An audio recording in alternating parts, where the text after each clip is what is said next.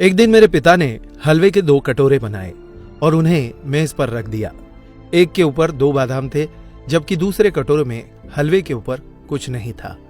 फिर उन्होंने मुझे हलवे का कोई एक कटोरा चुनने के लिए कहा, क्योंकि उन दिनों हम गरीबों के घर बादाम आना मुश्किल था। मैंने 2 बादाम वाले कटोरे को चुना। मैं अपने बुद्धिमान निर्णय पर खुद को बधाई दे रहा था और जल्दी जल्दी मुझे मिले 2 बादाम वाला हलवा खा रहा था। परंतु मेरे आश्चर्य का ठिकाना नहीं था जब मैंने देखा कि मेरे पिता वाले कटोरे में हलवे के नीचे 4 बादाम छिपे थे। बहुत पछतावे के साथ मैंने अपने निर्णय में जल्दबाजी करने के लिए खुद को डांटा। मेरे पिता मुस्कुराए और मुझे यह याद रखना सिखाया कि हमारी आंखें जो देखती है वह हरदम सच नहीं हो सकता। उन्होंने कहा कि यदि हम स्वार्थ की आदत को अपनी आदत बना लेंगे तो हम जीत कर भी हार जाएंगे। अगले दिन मेरे पिता ने फिर से हलवे के 2 कटोरे पकाए और टेबल पर रखे। एक कटोरे के शीर्ष पर 2 बादाम और दूसरा कटोरा जिसके ऊपर कोई बादाम नहीं था। फिर से उन्होंने मुझे अपने लिए एक कटोरा चुनने के लिए कहा। इस बार मुझे कल का संदेश याद था, इसलिए मैंने शीर्ष पर बिना किसी बादाम वाली कटोरी को चुना। परंतु मेरे आश्चर्य करने के लिए इस बार इस कटोरी के नीचे एक भी बादाम नहीं छिपा था।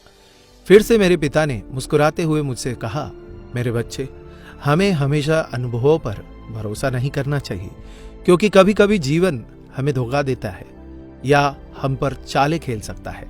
स्थितियों से कभी कभी ज्यादा परेशान या दुखी ना हो, बस अनुभव को एक सबक के रूप में समझो जो किसी भी पाठ्य पुस्तकों से प्राप्त नहीं किया जा सकता। तीसरे दिन मेरे पिता ने फिर से हलवे के 2 कटोरे पकाए। पहले 2 दिन की तरह एक कटोरे के ऊपर 2 बादाम और दूसरे के शीर्ष पर कोई बादाम नहीं। मुझे उस कटोरे को चुनने के लिए कहा जो मुझे चाहिए था, लेकिन इस बार मैंने अपने पिता से कहा, पिताजी पहले आप चुने। आप परिवार के मुखिया हैं और आप परिवार में सबसे ज्यादा योगदान देते हैं।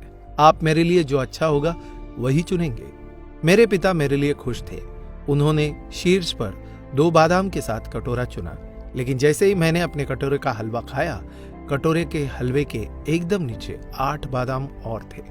मेरे पिता मुस्कुराए और मेरी आंखों में प्यार से देखते हुए उन्होंने कहा, मेरे बच्चे, तुम याद रखना होगा कि जब तुम भगवान पर सब कुछ छोड़ देते हो तो वे हमेशा तुम्हारे लिए सर्वोत्तम का चयन करेंगे, और जब तुम दूसरों की भलाई के लिए सोचते हो, अच्छी चीजें स्वाभाविक तौर पर तुम्हारे साथ भी हमेशा होती रहेंगी। इसलिए सदैव बड़ों का सम्मान करते हुए उन्हें पहला मौका व स्थान दे।